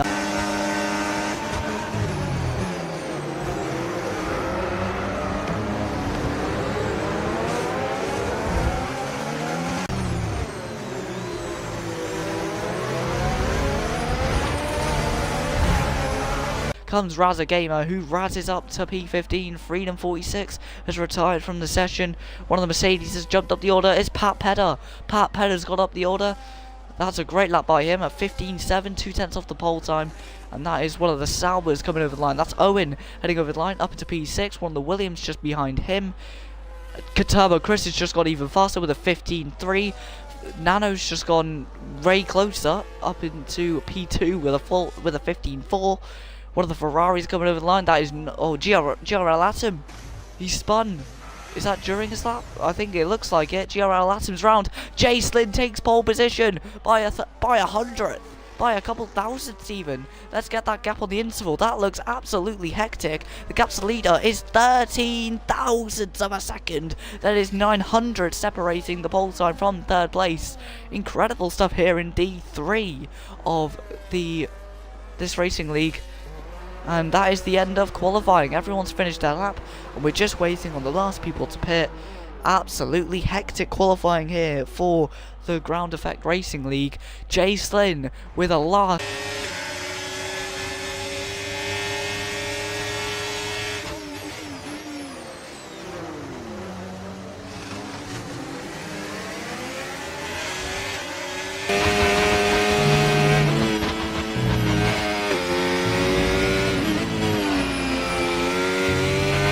Okay, the safety car is out. Safety car is out.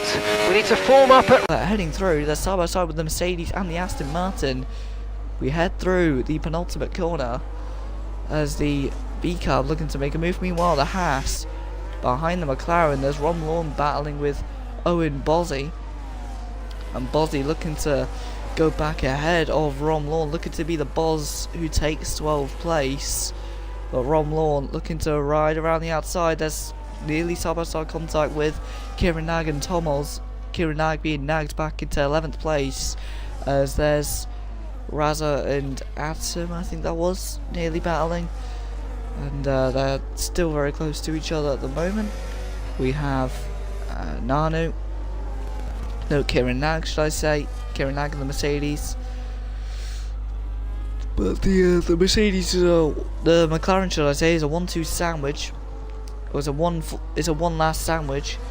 As meanwhile, there's battling with Lloyd and the Aston Martin, who are both going down the hill here over the straight, the Lone Star Straight, heading into the 12th corner. There's also Lloyd losing not just to Lloyd, but also losing out to Kieran Nagg, and he looks like he might even lose out to one of the Haas's behind as Alpha Heated looking ready to go for a massive dive here. He looked around the outside at the wiggle and the Red Bull down the inside. That's Owen Bozzy, the teammate of Lloyd, looking to go long round the outside of Alpha Heated, and as they all go round the Grand Plaza, a very pleasing move there by Owen Bozzy, but it didn't result in anything.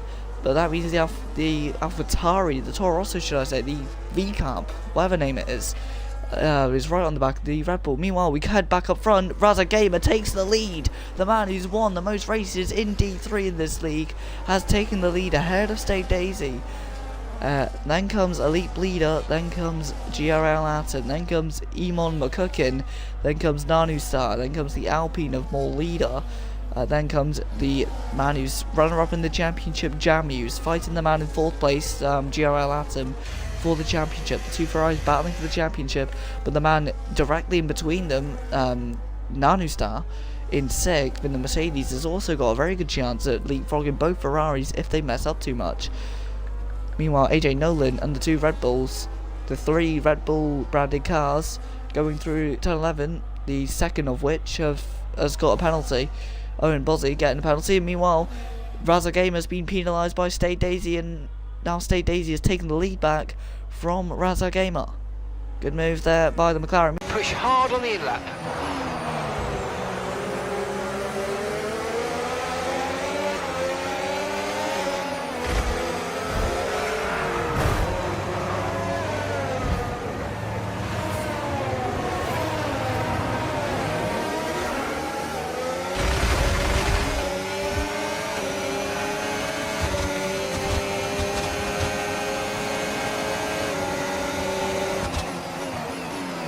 The battle for the lead as well is heating up. Turbo Christ and the Aston Martin looking to take a win for the Aston Martin team, and meanwhile it's the Alpines in a double podium, but they do have one driver in the winning position, but they also have the other one in the 3rd spot. But Turbo can't be too aggressive here, because if anything goes wrong, the other Alpine's just going to steam past him, and I think that's what's going to happen. They're going to go 3 wide into the 3rd corner. Is it going to work? I think it will. Yes, it will. He's got the traction on the exit. He's got the move. That's side by side. They're making contact, I think. We're on board with Turbo Chris there for a split second. Now we're back to the off-track cam. Locking up a break there. Block passing. The number 72 Aston Martin has taken the lead. He blocked past Tomos and has now taken Tomos off the winning position again. And Tomos, who took the lead from Nanu, who's now 11th, has now lost the lead to Turbo Chris, who started 2nd, and who'd him there, nearly having an off. AJ Nolan battling with Liam Mack. As understeering there's the other Aston Martin had trusted, who looks like he's missing wing still from that crash. As meanwhile, Freedom's got off.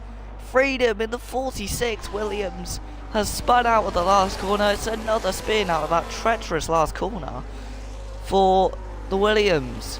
Nanu being hounded by the Red Bull.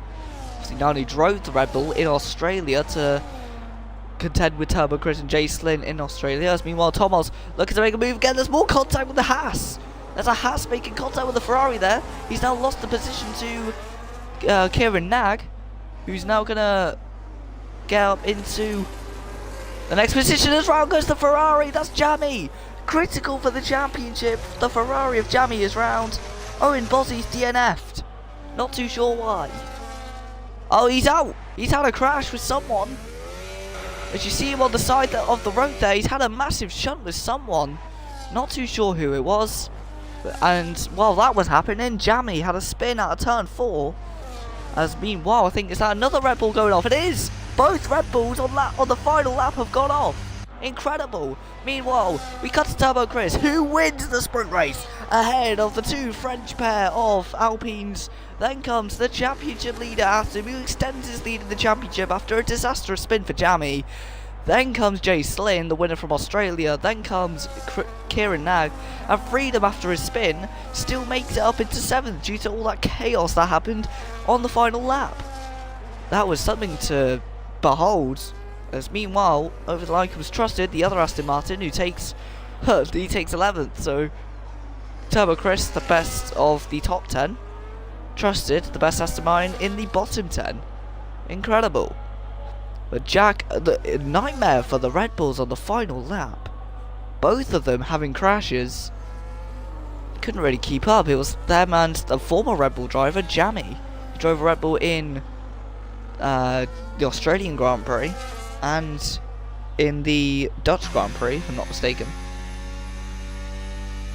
Yeah, incredible as we ride a ball with Jack, who had that crash, but massive result for Turbo Chris, who wins the sprint and defeats the Alpines, who were abominable through that race. But Freedom, massive shame for him, massive shame for all those drivers. Half of them, that final corner was catching up a whole lot of drivers at the end there, and then the final lap just caught out everyone. Incredible. Into the pits, we have one of the Red Bulls, I think, coming over the line here. Jammy's on a lap, and it looks like who's on a lap now? There's a VCARB round. That's AJ Nolan, who has 46 thousandths up on his lap, coming out of turn 9. I'm pretty sure that is. He's now around. Pat Pedder and Cartier set the exact same lap time, a 1:9.589, and Pat Pedder goes and makes a change to that and goes within a second or so of the pole time, within half a second even. That was mad for a quick second there.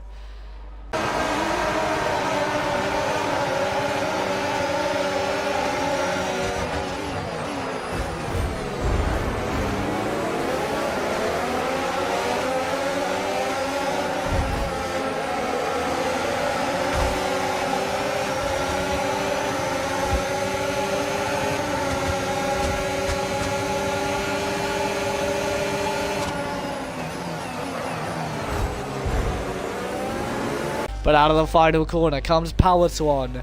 He's going to come over the hill here, over the line, out of Jinsao, and Power Swan will take the win here in Ground Effect Racing League in the finale. But Jammy behind is the world champion. Jammy in Division 3 wins the championship in Division 3 for Season 9 of Ground Effect Racing League. What an effect on the championship this man has had with his consistency. Also 700ths over the line between Razza and Night Owl, just because why not. And then we have Nanu, then Thomas, then Lloyd, and commiserations to GRL Atom. Led the championship on the way into the race, tied with his championship rival in qualifying, and then got overtaken by him on the outside of turn 2 in a move that was similar to what Mozzie Boy did in Vantage Racing Team in V1 back in Season 7, in that race, in that league's championship, when Mozzie Boy ran the outside of turn 2 on the Ferrari of Chief Dankaroo. But here with the Ferraris today, Atom, on this rainy day, losing the championship to Jammy. Jammy wins the championship for GRL. What a race this has been. What a championship season this has been.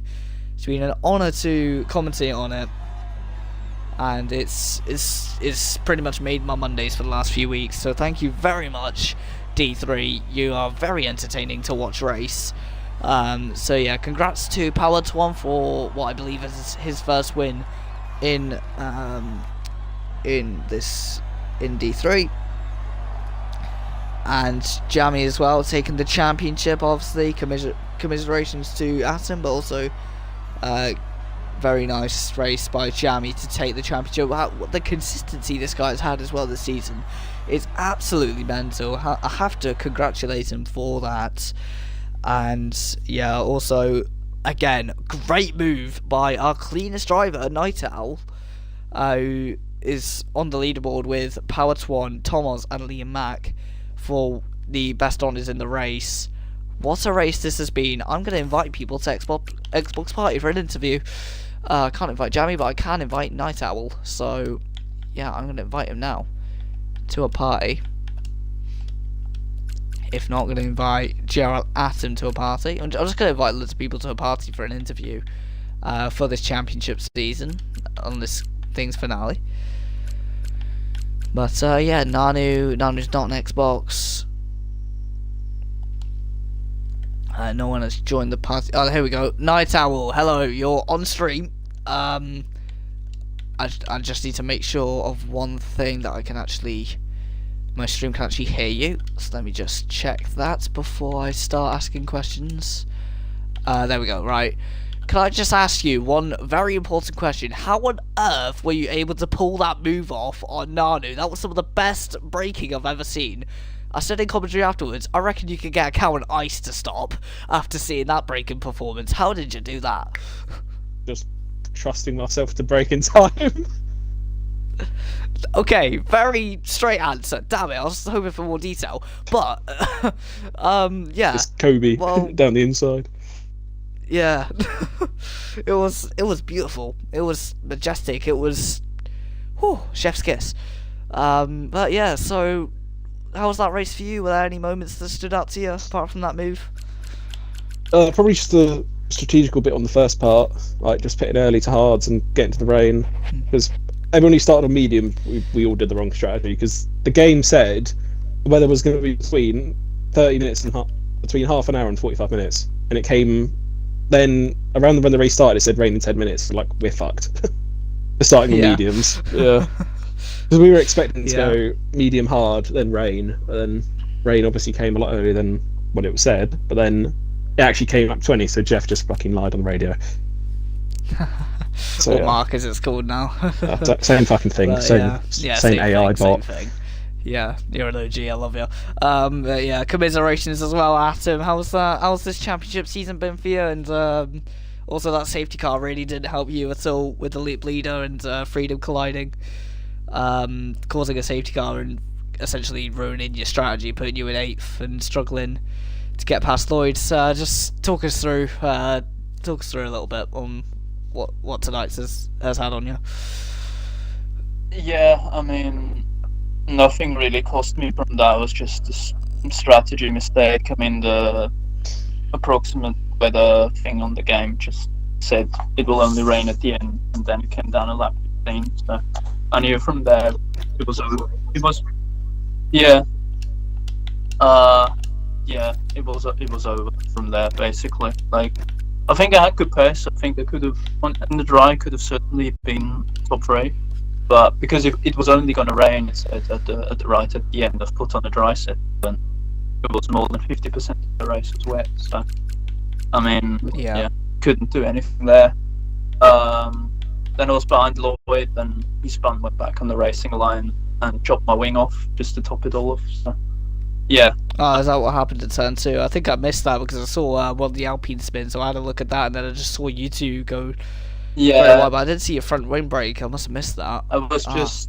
He obviously reacted to it, but yeah, obviously, when I'm on the track, that's not ideal. But I mean, Jamie deserves it.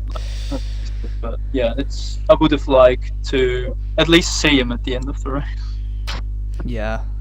So yeah, what do you think? You're gonna come back next season and battle, or are you moving to Tier 2? What's the plan for next season moving forward? Yeah, I mean, we'll certainly move some people up because we'll probably have a division less. But yeah, I mean, most of the top runners in Division 2, I think, will be in Division 1 next season, and then the Div 3 lot will move up, at least top half. But yeah, I mean, I felt comfortable racing the Div 2s that were there today, until the rain hit, obviously. But it was a good race overall, I think. So.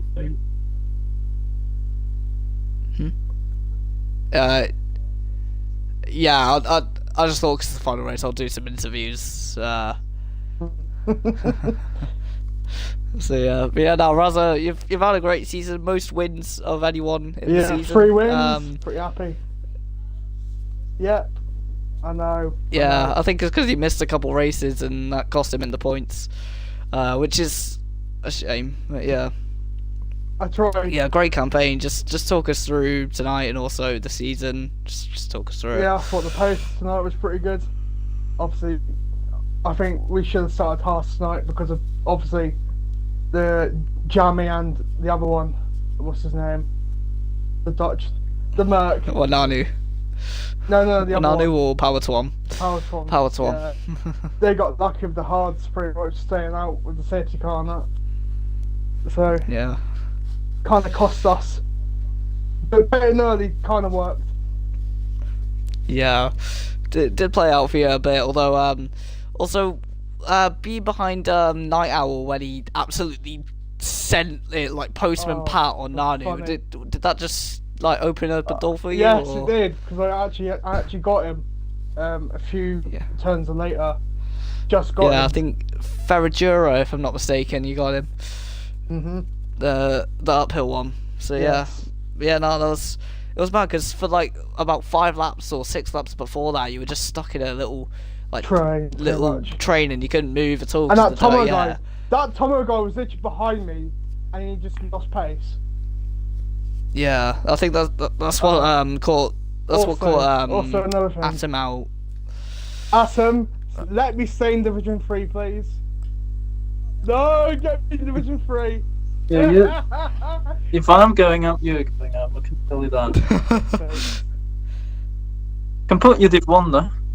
No, not with Dusty. Not with Dusty. Not a chance. I will complain. There's all the sweats in there. I do. Sounds good. Aye. Interviews Jammy. Wait, Jammy, you on Xbox if you are invited to the parties. It's got a PC. You should just join with the Xbox app. Oh yeah, it's on PC. Yeah. they got the same nap time in quality as well. That was even more crazy. Yeah, I know. Yeah, that was mental one as well. Talk us through that one as well. Atom, getting the same time as your championship rival. Yeah, I was in like- qualifying. On the lap, I was like, oh, it's gonna be so bad. And I saw it was like 12. I was like, I'm less than 10th up, so I'm gonna probably be like 5 places behind Jamie. And then I look at my time, it's at 4:19. I was like, the time I think is pretty close to Jamie's because he also had something around there. Then I checked. The irony of that sentence. Oh, I think it's pretty close. Oh yeah. Oh wow. No, he drove really well today. To be fair. Yeah. Also, I want to ask as well, when you're battling Jamie, like at lap 9 or lap 10 when you're battling him at the San Andreas, like, because your teammates, do you take any extra caution or do you just race him like any other person? I mean, I tried to not hit him off. When I was ahead of him the first few laps, I thought about breaking the DRS train so the top 4 could escape, to be honest. Yeah. But I decided against it because I felt I had good pace and I didn't think the rain gods were that evil this day. Obviously tried to not make contact and I think we did quite well. And yeah, I mean, it doesn't change anything. Like, I respect Jamie a lot, the driver, so I think he's done really well. And he now has to deal with the mental issue of not winning a race but winning a championship. Yeah. Oh yeah. Well, he hasn't won a race all season long, and yet he's clinched the championship. Yeah. What?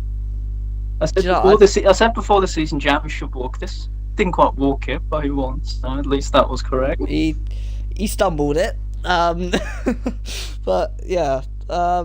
I would say that's the first time I've ever heard someone not win a race and win the championship. But I have to say, I have had another occasion like that in the Formula Asphalt. Driver AJ Curtis, his highest finish was second as well, and he was able to clinch the championship in that league's season 3 on F123. So yeah, I guess although Jamie is a lot faster than AJ Curtis in terms of one lap pace anyway. But yeah, no, it's been great to commentate on it anyway, and yeah, I don't know if anyone else wants a quick chat, Power 20 chat saying GG, fun race. Well, I've replied to Jamie. I don't know if he's read it about the experience. He has read it. Yeah. He replied to So- my God. I don't know what that's supposed. Is this a yes or no? I don't know.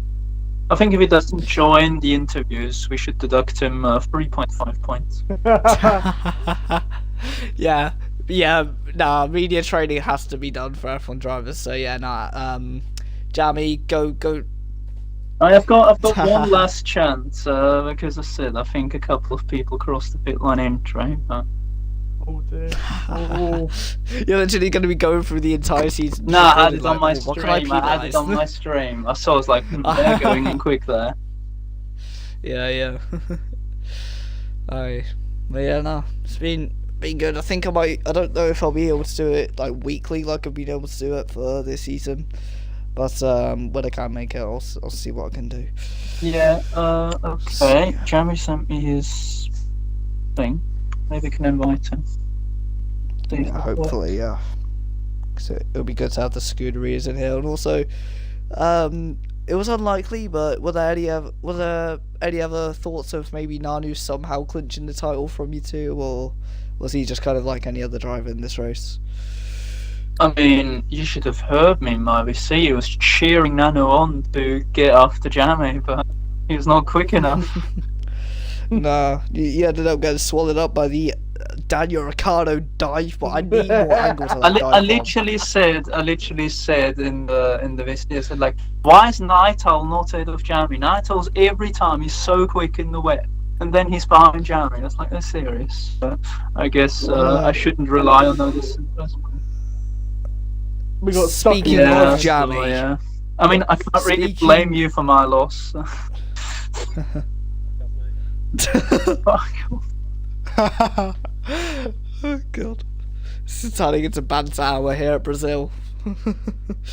Yeah, speaking of Jamie, the season, what's it, season 9 champion for D3, what do you have to say?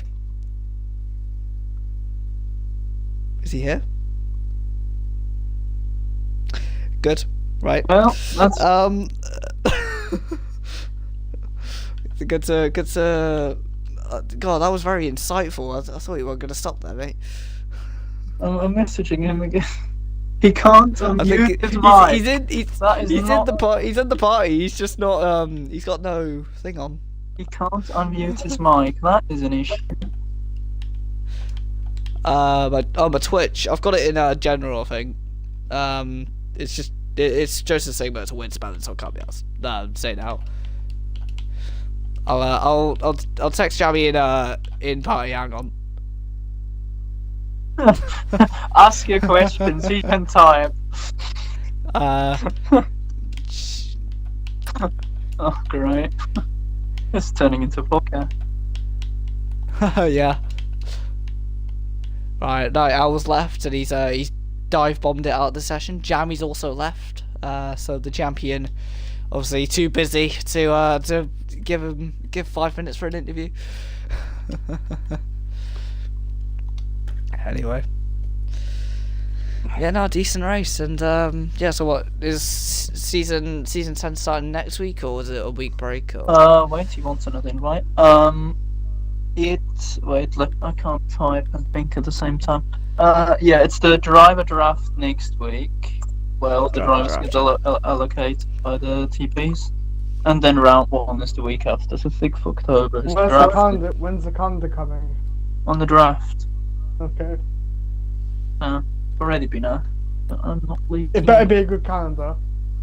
I've mainly let the other admins deal with it this time. So do Monaco as the first race, that would be great. I better see Costa and Brazil on there. Kota and Brazil, I think you may be lucky. Yeah, but do you know, I think you should do Monaco as the first race, then Singapore as the second race, then Baku as the third race, then Miami as the finale. That would be great. You know, I'm very happy you're not admin in my league.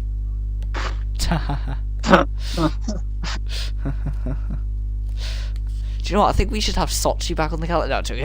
Maybe not that To far. be fair, I didn't mind driving Sochi. On the game, it wasn't that bad. Sochi holds a special place in my heart for F1 2016 and 2015, causing crashes through like turn 1 and 2 in the wet. Like the AI would always crash, and it would always be the best part of the day. Yeah, I had the game, but I don't think I remember anything from that. Yeah, honestly, that my entire childhood was just crashing cars in Sochi in F1 2015-16. Well, oh, Jamie thinks he's fixed it. I'm gonna send him another, right? Technical difficulties for our World Drivers' Champion. Only a few. I wish he would take that long on the track. Yeah. I mean, the championship lead switched quite a few times the last 2 races. Yeah. We'll see. Yeah. Hello, he's it. Can we hear him? Can we hear him? I can't. Oh, unless you can just type things in text or something. Oh no. Fixed it. His thing isn't grayed out now, so. That's good.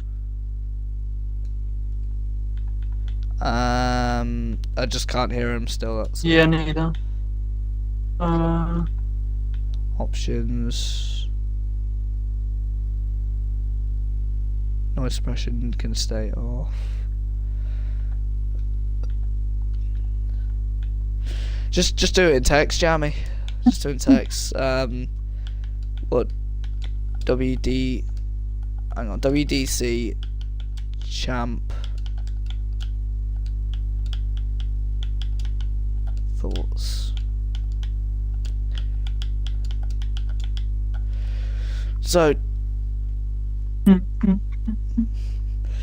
Right. So we'll wait for a reply from the Jam of Jam Sandwiches. And yeah, we'll see. Yeah, no, it's been decent today.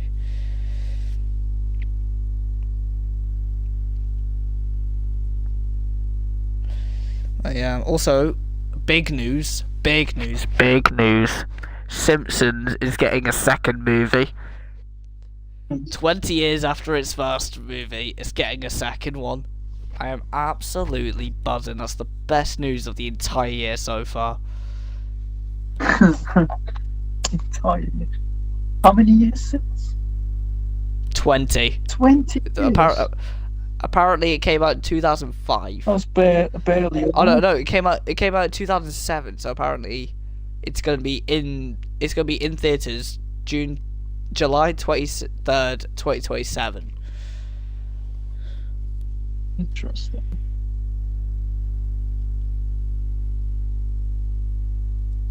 Absolutely mental. So while yes, Jamie may be the champion, that isn't the big headline of today, I must say. Also, if anyone from Vantage Racing Team is watching, Nico, I just want to say to you, Badabagwe. Or Badabagwe, should I say? What the hell? Badabagwe. Badabagwe. It's something Spanish, I'm pretty sure, but I'm not too sure. Raza, where did you come? Did you come third, second? No, fourth.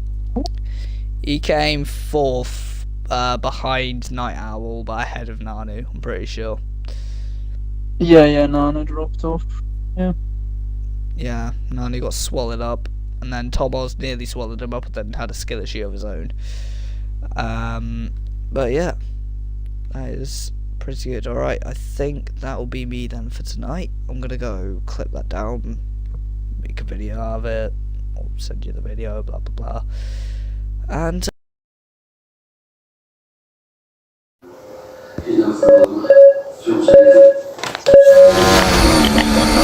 so it's the Lecomte Tour for Lewis Hamilton at the Belgian Grand Prix.